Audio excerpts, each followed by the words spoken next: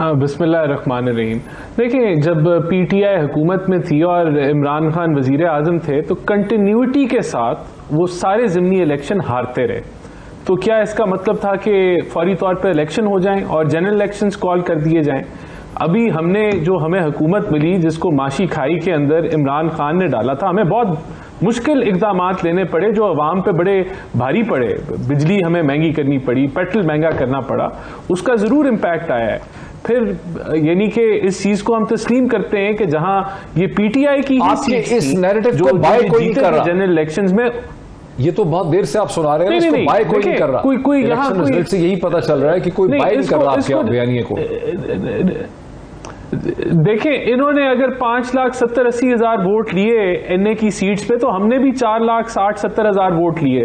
तो वो 4,60,70,000 लोगों ने इसको बाय किया। हम अकेले नहीं है ना, गैप है वो, आप 13 जमातों का कॉम्बिनेशन है।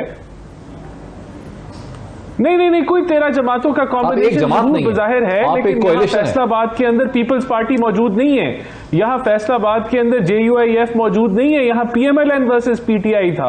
तो कहने का मतलब ये है कि ये जो 10-12% का गैप है, ये जब बिजली के हालात कोई बेहतर हो जाएंगे, थोड़ा जरा डॉलर नीचे आ रहा है, कोई महंगाई की कमर टूटेगी, हम इसको कवर कर लेंगे। लेकिन सवाल यहाँ ये बनता है कि जो आज बातें की इमरान खान ने कि मैं बंदे ले आऊंगा और ये आर्मी चीफ की जो तकर्री है ये इस तरह होनी चाहिए, इलेक्शन अनाउंस कर दो, वरना अगर ये पार्लिमानी जमहूरियत है कि इस तरह के कोई टीवी पे आके कोई बयान दे के कर दो वरना मैं लोग लेके आ रहा हूं, तो उससे आप इलेक्शन कर देंगे। देखिए ना, वो ये तो नहीं कह रहे कि हुकूमत मेरे हवाले कर दो। नहीं राणा साहब, वो ये तो नहीं कह रहे कि हुकूमत मेरे हवाले कर दो, वो तो सिर्फ ये मुतालबा कर रहे हैं कि इलेक्शन की तारीख दे दो। इलेक्शन तो फिर होना है ना। हाँ, मैं यही कह रहा हूं कि इस तरह अगर तारीखें इलेक्शन की मिलना शुरू हो जाएं कि आप ज़िमनी इलेक्शन जीतें और उसके बाद आप प्रेस कॉन्फ्रेंस करें कि मुझे तारीख दे दो वरना मैं आ रहा हूं इस्लामाबाद, और कोई बचेगा नहीं, आप श्रीलंका बन जाएंगे, तो क्या फिर तारीख दे देनी चाहिए इलेक्शन की? ऐसे पार्लिमानी जमहूरियत चलती है क्या अगर वो जीत गए, बिल्कुल जीते वो। लेकिन 17 जुलाई के इंतखाबात हुए के ऊपर 17 जुलाई के इंतखाबात हुए, उससे एक 17 जुलाई के इंतखाबात पंजाब में हुए, उससे एक हकीकत सामने आई। अब दोबारा ये सिलेक्टिव रेजिग्नेशन आपने एक्सेप्ट किए, ये कॉन्स्टिट्यूंसी जो सीट्स आपने सेलेक्ट की कि यहाँ पर इंतखाबात होने हैं, वहाँ पर आप कामयाब नहीं हो सके। इससे मसलसल है कि आवाम का एहतमाद आप पे से उठ चुका है, इसलिए अब इलेक्शन करवाने जरूरी है। नहीं मोहित साहब, इसका बिल्कुल ये मतलब नहीं है। आप ये भी देखें कि एक 6 माह की हुकूमत को 32 सीटों पे इलेक्शन लड़ना पड़ा, जिस हुकूमत को IMF के प्रोग्राम शुरुआत ही IMF के प्रोग्राम से करनी पड़ी, जिस हुकूमत को शुरुआत ही उस खाई से करनी पड़ी जिधर मईशत जो है वो इमरान खान फेंक के गया था। तो हमारे पास अभी 10 महीने हैं, उसके अंदर हम टर्न अराउंड करेंगे। हमने जो मुश्किल इकदाम लिए उसके नतीजे आ रहे हैं, आपको नजर आ रहा है कि रुपया स्टेबलाइज हो गया है। वो 215 218 के दरमियान में, आगे अभी 200 का उसने सफर कैरी ऑन करना है। अभी महंगाई की कमर टूटनी है। अभी फिर जो इनका जो एक्सपोज हुए ये बदतरीन तरीके से, जो इनकी ये जो आलमी साजिश और हकीकी आजादी, अभी ये भी जो है ट्रिकल डाउन करनी है, इसको टाइम लगता है। हुकूमत में लाया गया शायद ये जरूर हो सकता है, जिस तरह जो है अपना परवेज इलाही साहब कहते हैं कि एस्टैब्लिशमेंट नैपी चेंज कर थक गई थी तो वो पीछे हट गई। जब वो पीछे हट गई तो इनकी, क्योंकि हुकूमत ही वो चला रही थी, लिटरली उनकी सपोर्ट से ये चल रही थी, हुकूमत लाए भी वही थे, तो वो फिर वो एक वैक्यूम, एक अवेलेबल स्पेस बन गई कि ऑर्गेनिकली जो डेमोक्रेटिक फोर्सेज हैं उन्होंने अपना जब इनको हटाने की कोशिश की, वो हट गए। कोalition पार्टनर्स भी इनके पीछे से हट गए और वो जो है नो कॉन्फिडेंस कामयाब होगी।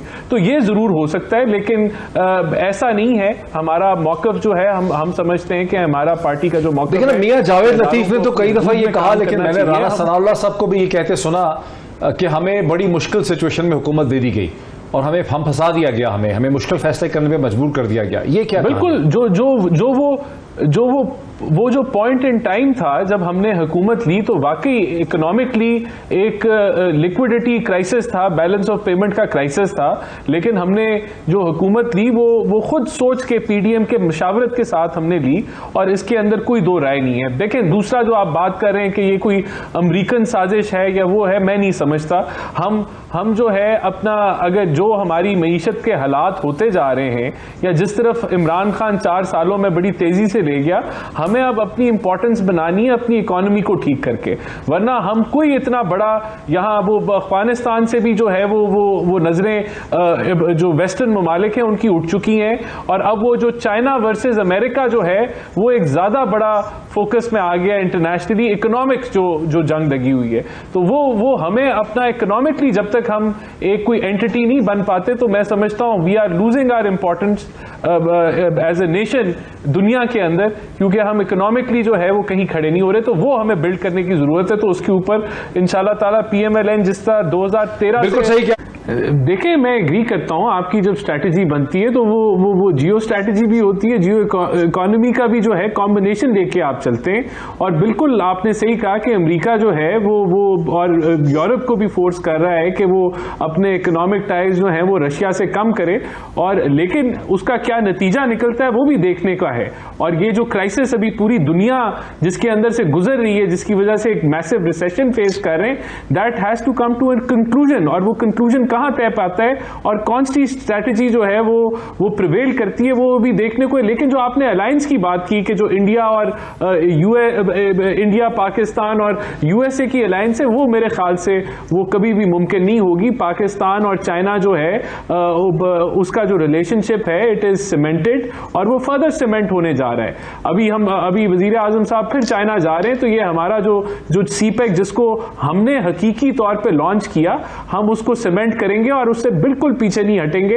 ये पाकिस्तान के मफाद में, और हमने किसी एक मुल्क की स्ट्रैटेजी में नहीं आना, चाहे वो अमेरिका हो चाहे वो चाइना हो। हम दोनों को बैलेंस लेके चल सकते हैं, दोनों के साथ जो है वो इंगेज करके हम आगे लेके अपने मुल्कों की फॉरेन पॉलिसी को चल सकते हैं। कोई यहाँ ये लाजमी नहीं है कि हम एक मुल्क के कहने में होंगे, या हम अपनी इंडिपेंडेंट अपनी फॉरेन पॉलिसी बनाएंगे।